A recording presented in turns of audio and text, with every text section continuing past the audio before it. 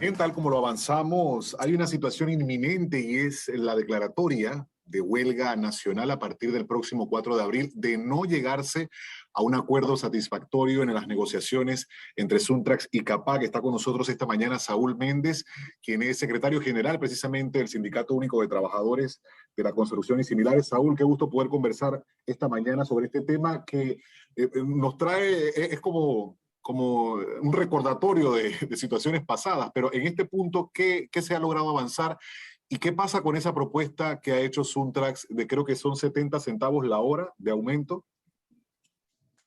Bueno, primero, gracias por la oportunidad a ti, a tus oyentes, a quienes nos van a ver en redes sociales, los amigos que laboran en este momento contigo.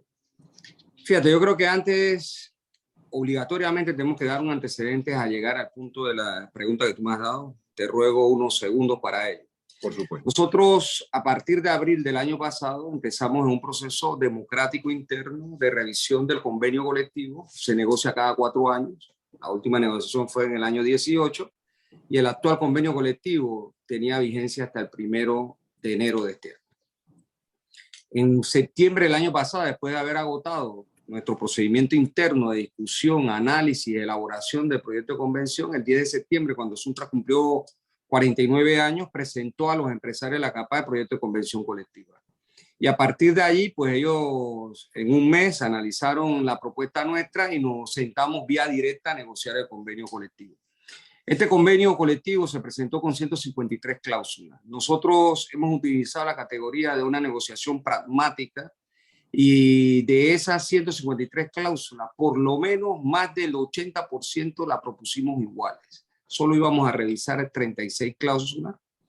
A diciembre de este año, en esa negociación vía directa, habíamos negociado casi el 95% del convenio colectivo, es decir, de las cláusulas, faltando 5. Nosotros el 6 de enero presentamos al Ministerio de Trabajo ya formalmente la negociación. ¿Qué significa presentarla al Ministerio formalmente? Porque una cosa es negociar vía directa ambas partes y otra presentar el procedimiento de conciliación. Significa que allí, al presentar el pliego de peticiones, empiezan a correr términos legales que concitan el conflicto colectivo a buscarle una salida en periodos determinados que establece la ley. Este tema fue afectado duramente por la política errática propatronal de la ministra patronal del Trabajo, Doris Zapata, y del presidente patronal del Trabajo, Nito Cortizo, al promulgar una serie de decretos que intervino los términos legales de los procedimientos de conciliación y de las negociaciones, extendiendo esto un mes más.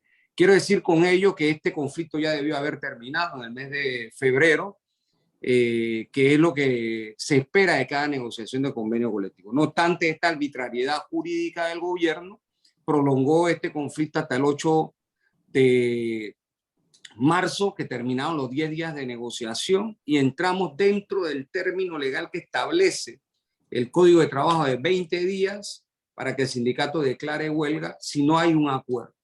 Lo importante aquí no es la huelga, ojo. Yo creo que el enfoque que siempre desde el punto de vista, ya, por llamarlo de alguna manera, mediático, se le da a la huelga, ¿no? El objetivo aquí es la convención colectiva, es llegar a un acuerdo de convención, discutir las condiciones de trabajo para los próximos 4 años. Este año 22, 23, 24 y 25. ¿Cuáles son las propuestas donde estamos parados en este momento? Faltan 5 cláusulas, 10. Faltan 2 de salario, una de contratación de trabajadores en obras y las otras 2 son de rigor. ¿Cuándo empieza a regir el convenio y qué tiempo demora el convenio? O sea que eso no es mayor discusión. Será 4 años y se le pondrá los plazos.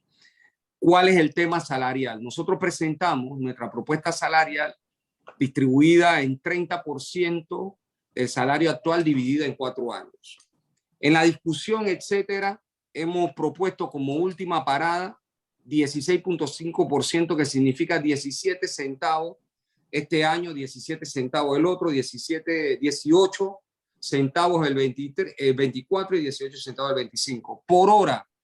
Los empresarios han llegado a la mesa ya hace más de 13 días con una propuesta de ofrecernos la miserable limosna de 1 centavo de aumento por hora el primer año, 2 centavos de aumento el segundo año 3 centavos el segundo, perdón, 2 el tercer año y 2 el cuarto año. ¿Qué significa eso en dinero? 1 centavo significa 8 centavos de aumento al día. Que cuando usted busca la proporción de eso al mes es 1.95, $1.95. Con $1.95 usted no compra una caja de mascarilla, para que hablemos claro. ¿Cuáles son los conceptos que se debaten cuando se discuten salario? El primero es que el salario debe ser capaz de poder satisfacer en cualquier trabajador, indistintamente su profesión, debe tener la categoría de que debe poder reproducir la vida del trabajador y su familia, atendiendo las necesidades mínimas básicas del trabajo. ¿A qué nos referimos? A educación, salud, vivienda, agua potable, trabajo, a medicamentos, a recreación, a vestido, etc. ¿Qué ocurre? Cuando a usted le proponen 1 centavo por hora, a usted lo que le están es menospreciando por un lado, lo están insultando por otro, porque cuando comparamos el costo de la vida, por ejemplo, ¿cuánto se ha incrementado el costo de los alimentos, el costo de los medicamentos, el costo de la electricidad, el costo del transporte, el costo de combustible? ¿De dónde paga el pueblo todo eso? De su salario. Saúl, en el argumento de sectores empresariales, no en este momento, no hablando específicamente de lo que haya salido de la negociación, se ha hablado mucho del impacto que la pandemia ha tenido, sobre todo en el sector de la construcción, y que difícilmente se podría hacer frente a aumentos significativos en este punto, en este momento. ¿Cómo ustedes evalúan este argumento que, ojo, no estoy diciendo que dentro de la negociación ha surgido, sino que lo hemos escuchado durante los últimos meses? Fíjate, con la pandemia se quiere justificar lo justificable y lo injustificable. El problema de la construcción, en realidad, el impacto de la pandemia ha sido menor al descalabro propio de la anarquía de lo que ellos llaman mercado, los empresarios, en función de la forma en que se construyó anárquicamente, y que desde el año 18 los empresarios empezaron a decir que tenían inventario. Ustedes pueden, estoy seguro, la calidad del periodismo que ustedes hacen, buscar las conferencias de prensa de ellos y demás, donde decía que su inventario estaba en apartamentos unifamiliares, oficinas, edificios de oficinas, centros comerciales y demás. ¿Qué significa eso para que lo entendamos todos? Que en el sector privado, como se construyó de más y no se vendió, el inversionista dice hasta que no venda, no vuelva a construir otro proyecto. Es una decisión personal de cada uno de los inversionistas. En el sector público, el problema se agrava con el no pago de la factura a los contratistas que están con el Estado. Ahora, esto es del 18, te voy a poner un número que la gente puede entender mucho mejor. En el 18, cuando hablamos de este conflicto que tú al inicio rememorabas, ya había pasado recientemente, habían 70.000 obreros vinculados al conflicto laboral en el año 18. En marzo del año 20, cuando se da el tema de la pandemia, éramos 23.500. Es decir, se habían perdido casi 50.000 plazas de empleo. Y no tenía nada que ver con la pandemia. Cuando entramos en la pandemia, que se cerró el país, y en septiembre se abrió del mismo año, el año 20, la industria de la construcción, de esos 23.500 puestos de trabajo se recuperaron 19.000. Si vemos la proporción de la caída del 18 al 20 de 50.000 puestos de trabajo y hablamos que se pudieron haber perdido entre 4.000 y 5.000 por la pandemia, naturalmente vemos que los efectos de la pandemia no son el problema en la construcción. Pero no vamos a demeritar que la pandemia no tenga algo que ver en medio de este problema, proporcionalmente hablando. Pero ¿qué pasa? El negocio de la construcción es un negocio que redita al inversionista privado, el que hace obras privadas, que redita al banco que presta la plata, a la aseguradora, a la reaseguradora, la cadena de suministro. ¿Tú sabes cuánto se han incrementado los precios, por ejemplo, de los materiales de construcción? De eso se ha hablado mucho. En marzo del 2020, una varilla de acero de media costaba $7.40. Llega el precio hoy hasta de $20, dependiendo cómo es la especulación. Y así el clavo, la arena, el cemento, etcétera. El combustible, como todos sabemos, se ha incrementado, no solo por la guerra. Esta alza de combustible es permanente, es una tortura casi a diario que la población tiene. El costo de los medicamentos, eso ha sido debate en los medios de comunicación.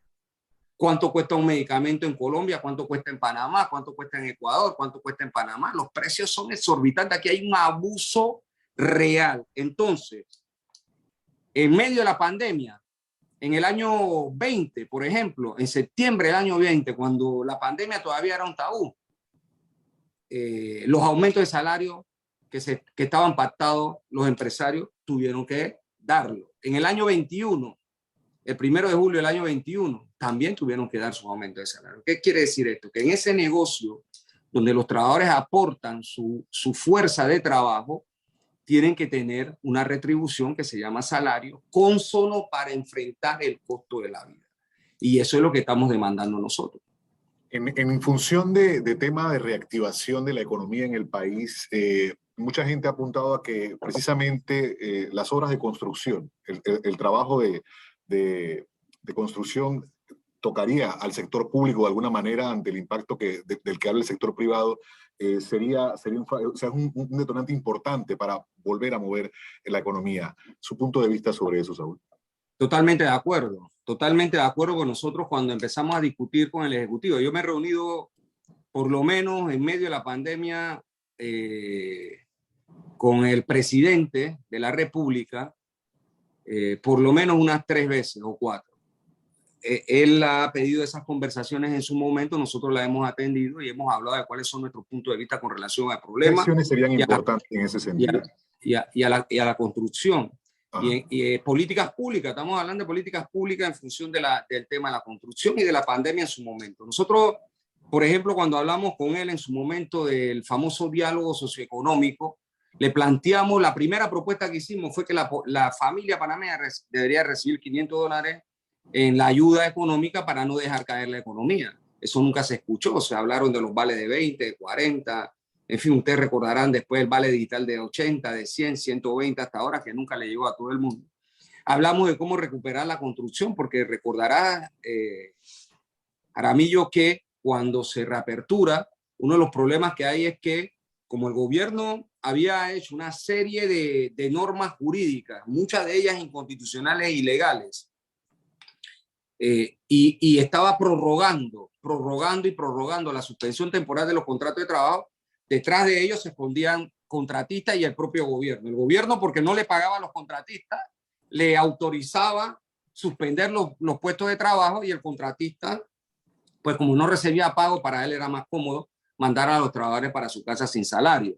Entonces tuvo que el Suntra empezar a presionar en las calles y también en estas reuniones de las que he hablado en algún momento sostuvimos con el presidente de que las obras tenían que abrirse, porque las obras no podían estar cerradas, las obras públicas. Y en nuestra propuesta también hemos planteado que en efecto la infraestructura pública debe ser un puntal en el desarrollo de estas tareas. Pero si revisamos el discurso presidencial del año 20 y del año 21, me refiero a julio, 1 de julio, cuando abre nuevamente la asamblea, vemos que se tiene el mismo rosario de proyectos de construcción de obras públicas, pero muy poco de ellos avanzan.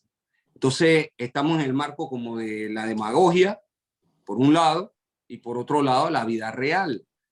Solo la semana pasada, los invito también a tomar nota de esto, los empresarios, tanto de la Cámara Panameña de la Construcción como del CONEC, planteaban el hecho, nuevamente, del problema del pago del Estado a los contratistas del Estado.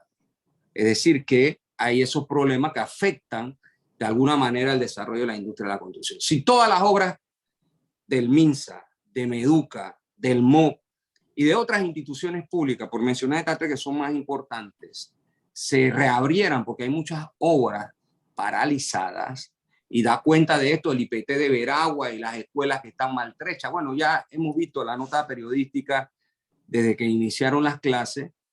Solo si se aperturaran esas obras, se estarían generando entre 8 y 9 mil puestos de trabajo. Quiere decir que la política pública del gobierno no ha sido coherente con el discurso. Ahora, hay acercamientos para definir el día de mañana y el próximo viernes, si mal si me equivoco. Mira, Jaramillo, lo importante aquí es decirle al pueblo que nunca hemos dejado de estar sentados en la mesa. Nosotros ya desde septiembre hasta aquí estamos hablando que llevamos 9 meses sentados en una mesa. Incluso cuando el gobierno malsanamente suspendió los términos de la negociación de los convenios colectivos, los empresarios y nosotros decidimos mantener la mesa vía directa. Es decir, el problema no es que no estamos sentados discutiendo. El problema es que los empresarios hace ya aproximadamente 15 días, espero no equivocarme en el número, se pararon en sus 7 centavos en 4 años. Y eso es inaceptable. Nosotros no le vamos a firmar a ellos un convenio colectivo que diga que nos haga un centavo de aumento. Eso es un irrespeto. Nosotros no fuimos a pedir limosna, nosotros fuimos a pedir, incluso fuimos a pedir aumento de salario. Y mira lo que te comenté, de 30% estamos parados en 16.5. Cualquier movimiento de ahí hacia abajo ya no es un aumento de salario, es un ajuste a la inflación de la vida. ¿Qué significa? El alto costo de la vida que tenemos. Porque el salario no solo tiene que contemplar el costo de la vida, sino que además tiene que contemplar aumento. ¿Qué permite eso al trabajador? Permite mejorar su calidad de vida, la de su familia, es decir, tener mejores ingresos. Todos queremos una mejor vida y el concepto en el que se discute esta posibilidad es a través de los salarios en el sistema capitalista, que es el que reina en estos momentos en el mundo. Y nosotros atentos, Saúl, a lo que avance esta negociación, siempre obviamente en la vía de que el diálogo llegue a un punto medio en el que pues, las partes de un lado y otro estén satisfechas. Y la mediación en este caso que debería y corresponde al gobierno. Fíjate, Gracias, Saúl. Sí.